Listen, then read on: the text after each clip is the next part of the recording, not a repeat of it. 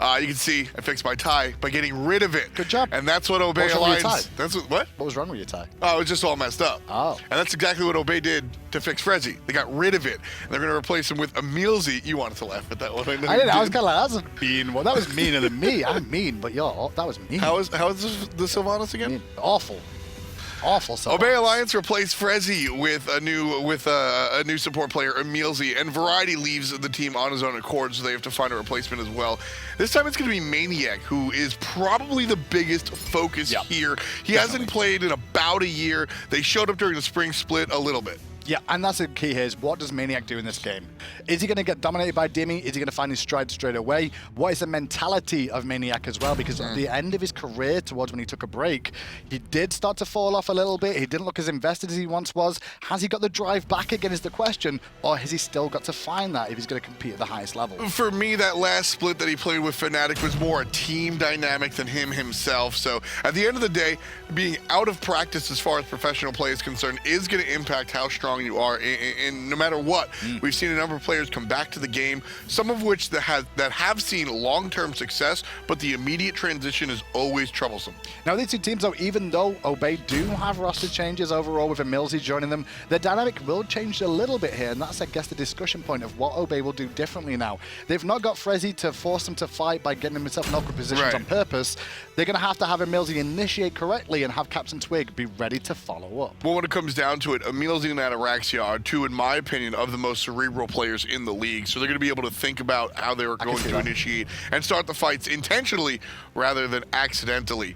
Obey Alliance will be going up against the unchanged roster, the defending world champions of NRG. Kepri is going to be selected for IRAF or Mercury, likely in the jungle. Yeah, don't hold your breath for Dimmy. It's likely going to belong to Adapting. And then Poseidon in the middle lane for Yaman so far. Crossed away Zeus and Kabrakan.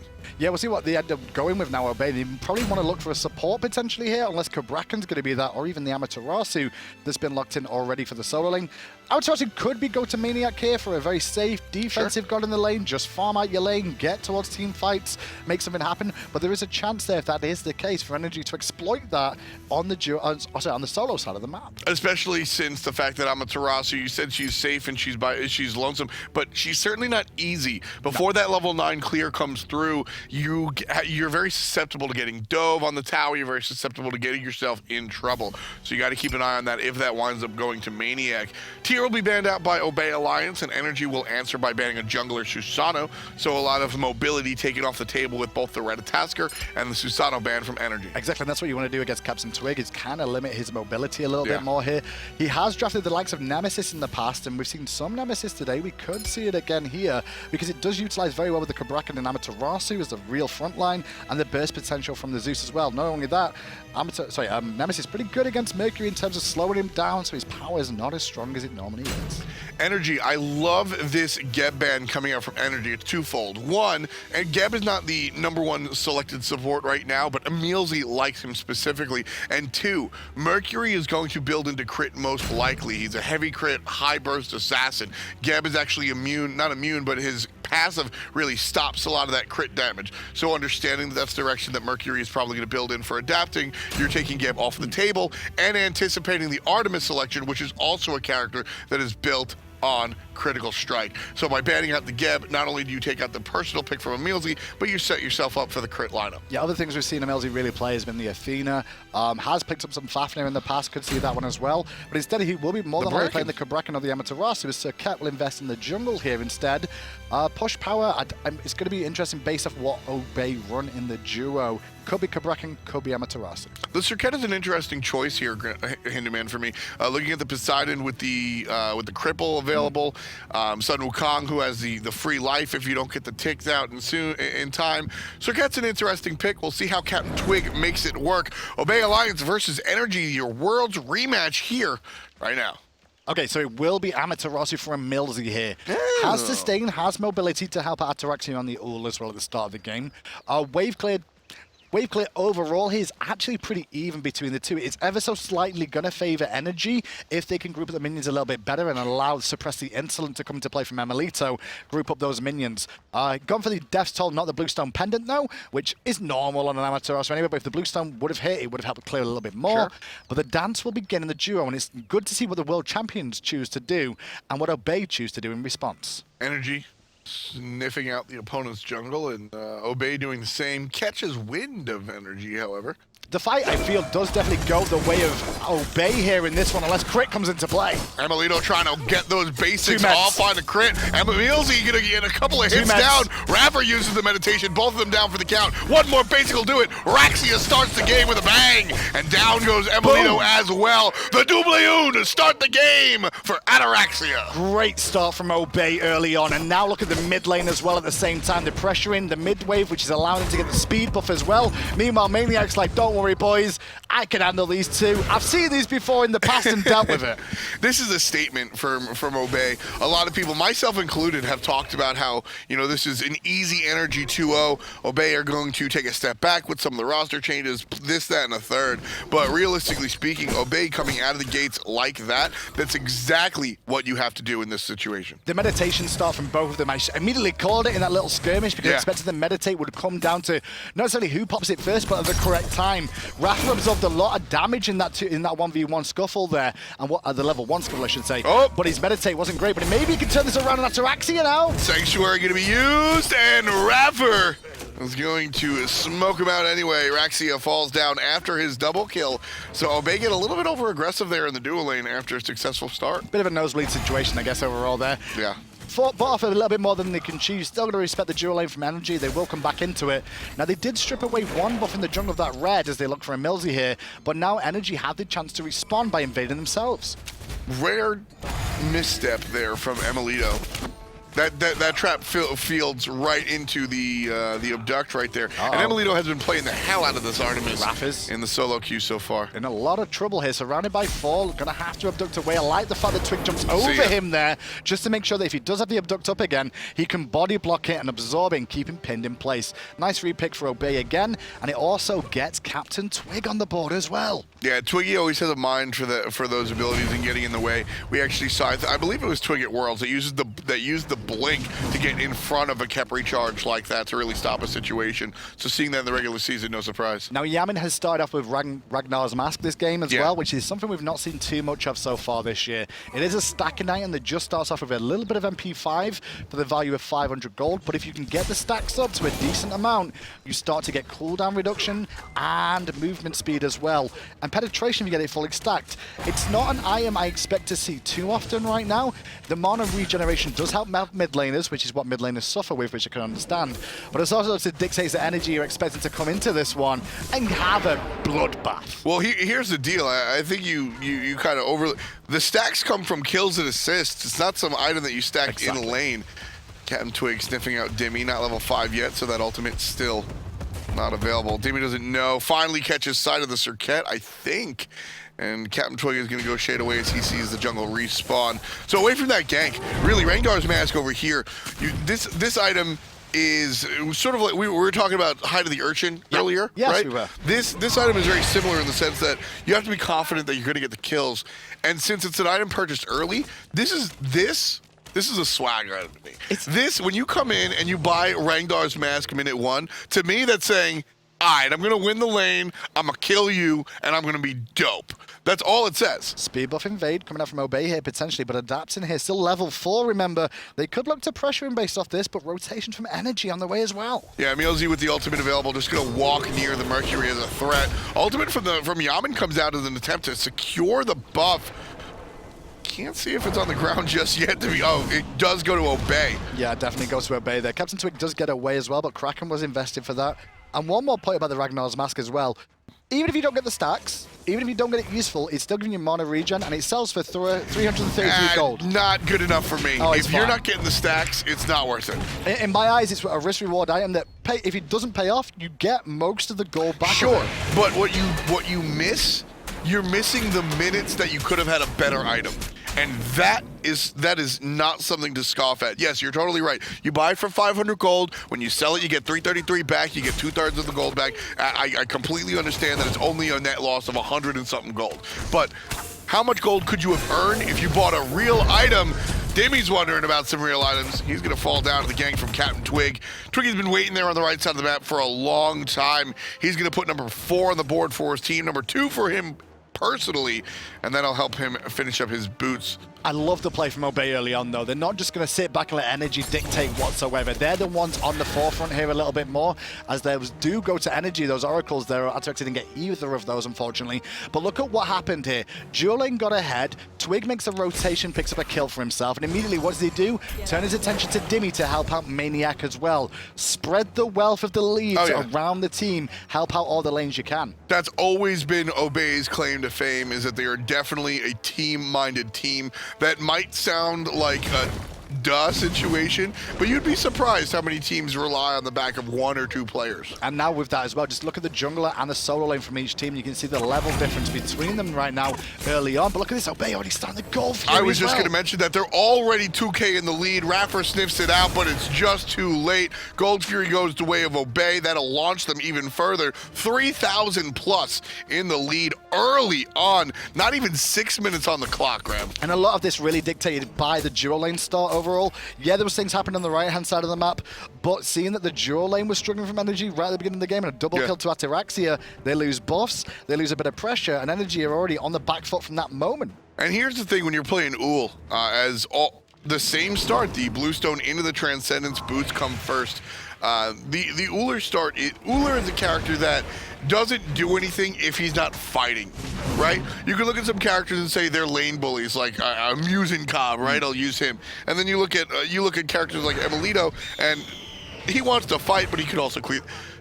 Uller just wants to fight you. You start the game off with that double kill, you're putting him in a position where exactly where he wants to be. Well, the other thing for NRG now, and they are the world champions, first of all, that's the first thing you got to say. They're world champions, they've been in bad, negative situations before, still come out on top. And then when you look down the list of the gods they've got here, they have 2 very good physical hyper carries on this squad. Mercury and Artemis. If things don't continue to push in Obey's favor, NRG will always have a way back in. 100%. And, you know, when it comes down to the talent level of these guys, nobody's talking otherwise as Raffer gets pressured under his tower. But at the end of the day, you're right. The late game carries are on the side of NRG, but you can't be down 4,000. Adapting, trying to turn things around, finds the ultimate down the left-hand side. Yaman very low, and Milzy will get caught out. Beautiful save coming out from Raffer. He might trade his life for it. Control out of the jungler. And there he goes. Zigzag claims Raffer. And still Adapting trying to get the speed buff before they notice it, but he's forced to reset it again, and now Obey looking at it once more to steal it away.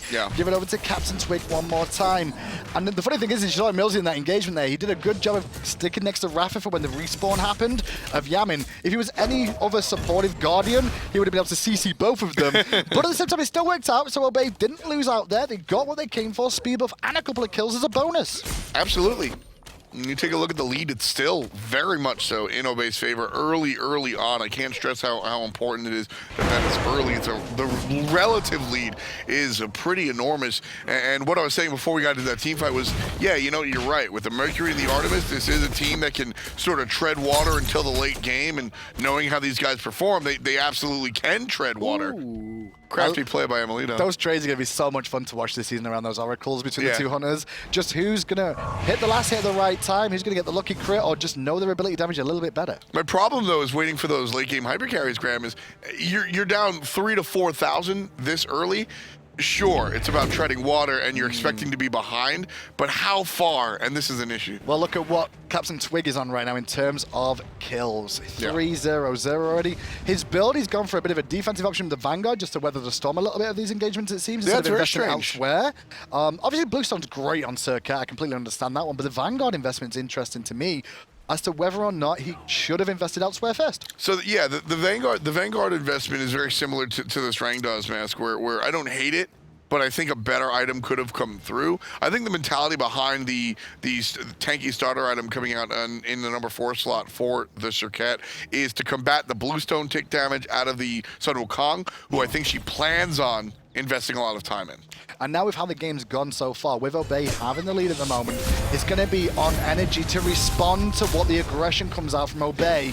As we see now, they need to play back, wait for the right opportunity to collapse like NRG are very good at. What is that push for? Very curious about that push. Here comes the ultimate, and Ataraxia is going to die to the hand of Emilito. Big gank coming out from Adapting. Adapting to gank set that one up, but it was mainly Emilito that did most of the work in that engagement there. The ball was timed nicely after Adapting gets aggro to an extent, forcing aggro from Ataraxia onto him. And then the trap to follow it up after the Aegis came out in the correct position, knowing that it was one of the only real options Ataraxia had to get away. Very curious, though. We saw a little bit of aggression coming out from Emilzy underneath the tower here in mid lane. I wonder what the thought process was. Yaman going to get jumped on and trade his ultimate. Likely to stay alive for this one. Happy enough with him, Captain Twig, to let that happen, honestly. I mean, he got beads as well as the Kraken out of Yaman in the mid lane. Keeps Yaman in the back foot, but he shows Yaman's skill level there. That the moment that Circuit comes in, he's like, hang on a second, just back off for a moment. I'm going to get a little bit more room before you jump me, and I'm still going to live. Yep. Right there, the mid laner lives to see another day. Poseidon building into pretty standard stuff coming out, honestly. Yeah, this is just a solid game from Obey so far, consistently invading the speed buff on cooldown the whole game. Since the start of the game, when NRG lost a double kill in duo lane, giving it over to Ataraxia, Obey on the right-hand side have invaded the speed over and over again, and now looking at the Portal Demon as well for some bonus golden experience. Yeah, only 11 minutes in, this Portal Demon just spawns at level 10. Maniac blinks in, gets a stun, and forces the ultimate out of Dimmy right away. Maniac on the Cabrakan, very interesting to see. You know, I really anticipated Maniac to play, maybe not Shock, but I expected to see him on the Sun Wukong, the Armada. A warrior is what we're not even warrior, something simple.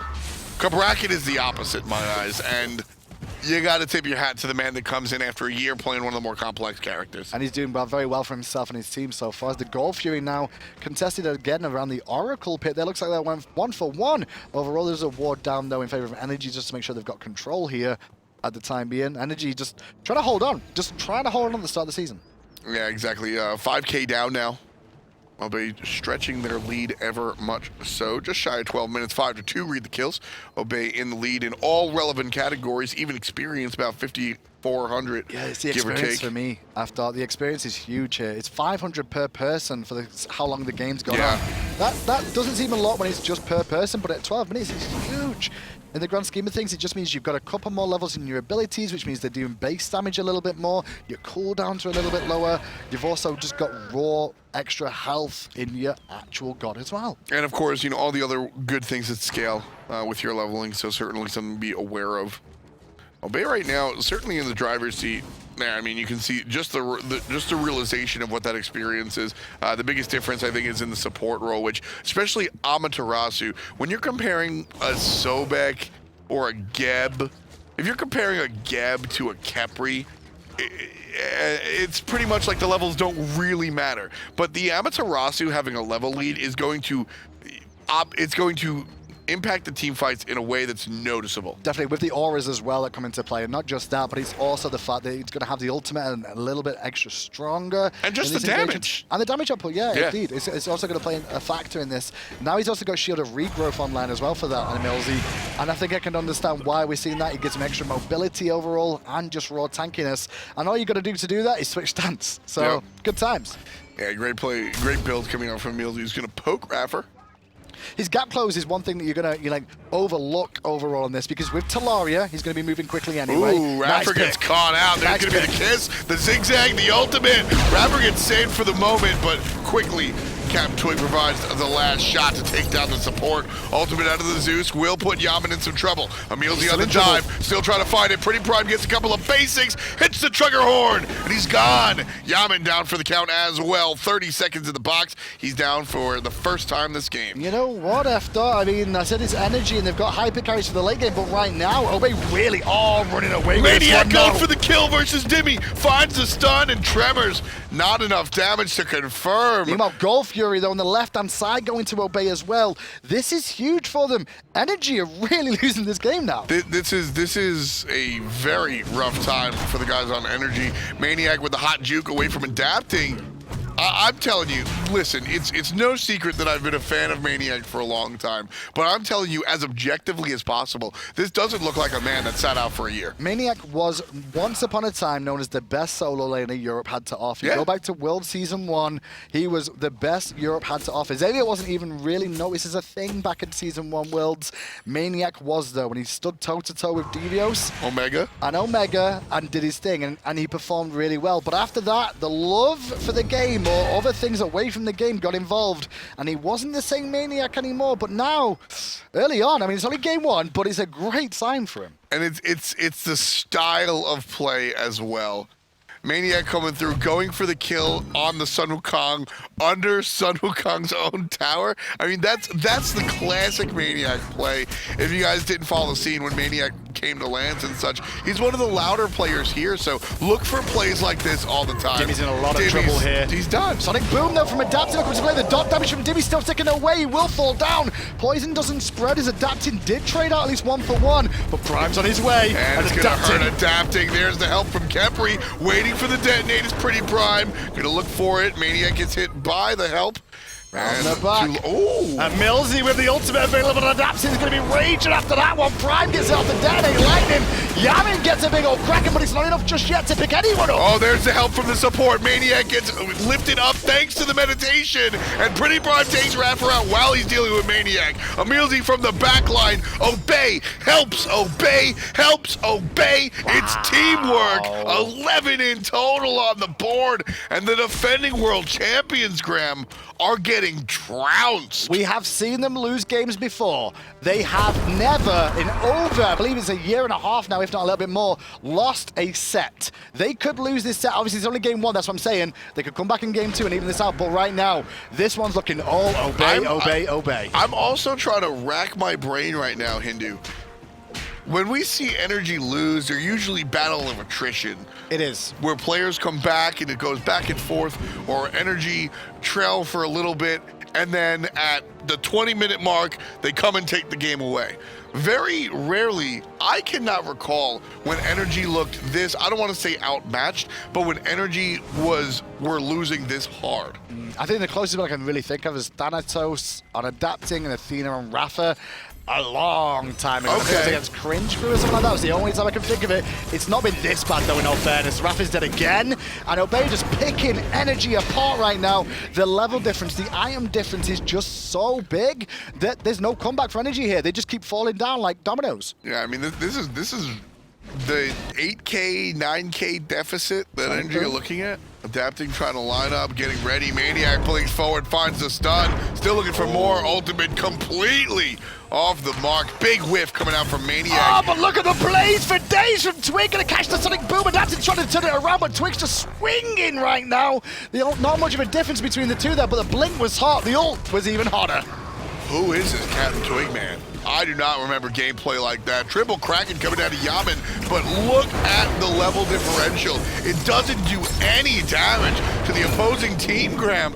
Obey pushes everybody off the tier 1 tower. This one's gonna go down easy. And you're right, Efta. I've not seen the world champions look like this, like a normal team to an extent, who are losing against Obey. The 2 new members on this roster have helped to step this up already. Dimmy gonna get saved by Rafa, but he won't. Look at the catch! Emilito gets smoked by Maniac. Not enough to kill, but he gets caught perfectly in the wall. Twiggy looking for lazy backers, finds 2. Emilito with a hot trap, but a beads in response from Twig. Gets him out of the trap and cleans up the kill. You know, this happens, I'd say 7 out of 9 times here, Hindu Man, where or this happens 2 out of 9 times, where 7 out of 9 times you're gonna see Captain Twig come through and play the setup, man. He's gonna play something tanky. He's gonna play even the full tank Arachne builds, right? That's what he does, and he just feeds a Pretty Prime over there in the mid lane. But every once in a while, like Twig goes, Fenrir, for example. Twig just goes, hey, can I go? And the guys go, I guess so. They give him a hyper carry or a hard carry like you see with this Circuit, and then just, well, bam, look at what you're watching. He's out of control. And even though we're looking towards Circuit, who's 7-1-1 right now, keeping on Prime in the mid lane, his damage output has been fantastic. His position's been on point the whole game, been with his team the whole way through as well. Nah. You're not feeling that? Nah, the jungler got 7 kills. So it's always the jungler. He's got 7 kills. Okay. Look at the kill chart. I got you. Assists don't matter. I got you. I don't care if the mid lane has 15,000 more player damage. Poor Millsy, man, been involved in 12 kills. You don't care. He's only got 1 kill, Nah, right? Doesn't matter. no kills. Doesn't matter. Realistically speaking, though, 11 assists and 1 kill. 12 out of 14 of Obey's kills have had the stamp of the support on them. And honestly, this was the player that I thought was really going to be an upgrade, independent of Frezzy and his performance last season. I think that Emilzy is just a welcome. His approach to the game is welcome and and it fits Obey. I thought that was a steal. Oh, did you really? Okay, that's what I was like. Why did you pause it there? I thought Evelino got it right there. Well, Emilzy's doing a bit of a Frezzy impression right now, keeping 2 members of NRG busy. Going to hit 3 with an ultimate right now. Forces a stun on Rafa, but a good ball from Emilito prevents that. But Emilito's trapped inside the ultimate from Zeus. Thanks to Maniac wrapping around the back. Adapting ulted, and he's trying to find a way back in. He ulted way down the line. Rafa's going to save himself. Double knockup coming out for the Kraken, and Rafa's going to go down one more time at the hand of Pretty Prime. That's number 4 for the mid lane. And straight back, Obey don't go for the Phoenix. They're heading straight towards the Fire Giant, and once again, that speed buff. Adaption's had like 1 speed buff I think I've seen all game so far, and since then, Obey just constantly pressured the Fire Giant, pressured the fights, and the right opportunities. Really big issue from Adapting in that team fight. He gets a really strong ultimate where it hits multiple players, but he charges the Mercury ultimate for so long that he winds up in no man's land, out in the jungle. The rest of the team loses the team fight, and he's just sitting there running back like, hey guys, I'm almost there, and it's already over. I'll be honest, I had NRG 2-0 in this one. And Me too. For the simple fact of Obey is question mark on Maniac, how's his performance going to be, and question mark about how the synergy is going to work now that they don't have the same team together anymore. Sure. They lost Variety, who we've all spoke about potentially being the world's best player, MVP at Worlds for overall.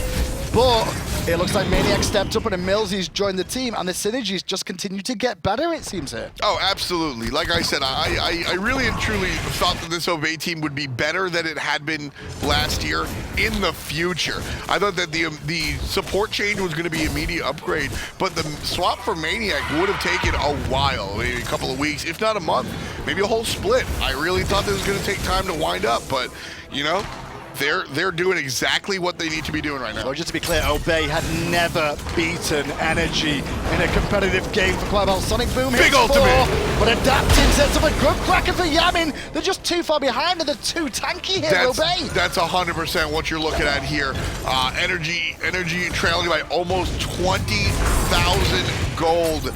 Their strong mechanics can't help them at this point, Graham. That was I'm going to use the word perfect. The perfect setup, the perfect Kraken, and it just didn't do much. A little bit greedy, though, from Obey, and there's Twig going in as well. A little bit much, which allows NRG a window now to push out the base. There's no Fire Giant for them to take, no Gold Fury to take, but they do hold. I need to stress this right here. That energy, that was a gift from Obey. Obey have to be kicking themselves, because that alone, when you're playing against NRG, that play alone can be enough to bring them back into the game. Look at the surrounding. They take out the support earlier on. Emilzy's in trouble now. Rafa is here. Ataraxia's gonna flirt, but Dimmy, oh man, I thought they were gonna go on Emilzy. I thought they might have as well there. Ooh. Instead, the Portal Demon's available for NRG to look to take it, and Emilzy the only one to really stand and watch.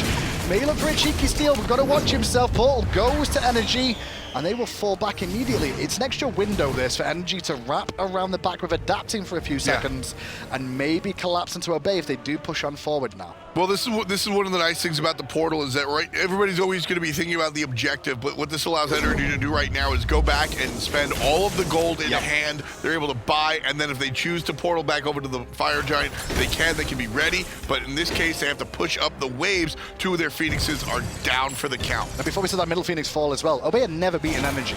They'd never beaten them until the World Finals when they faced off, they took a game off them.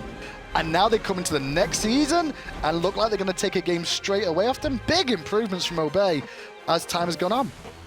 And I'm still sitting here kind of in awe at the fact that NRG fell behind this this far, this quickly. Keep an eye on those rituals as well that you can see on the screen. We've got a couple coming online now. We've got a combat blink, which is called Flickering Ritual on the side of Circuit, but we've also got the 2 frenzies on the side of Rafa and Emilzy. 25% damage increase for the team if you pop it around them. You'll want this in the engagements. The good news is, I like that Rafa got one, but I love the fact that Emilzy had the thought process to do it too, so that there's not a big boost of damage, that NRG have an advantage against Obey in the next fight. Obey pushing forward to the left-hand side. Blinking from Maniac is going to be good enough as Pretty Prime gets 2 so far. Backside, Captain Twig looking for Yaman. Controlled by Adapting. Maniac to the rescue. Gets the control, drops the ultimate as well. Maniac gets the kill. 1 for the Portuguese powerhouse, and there's the 3rd for Pretty Prime. 20 kills in general for Obey Alliance. They walk in, and they take NRG for a trip. That was a quality game. That was quality play from Obey across the whole map. Yes,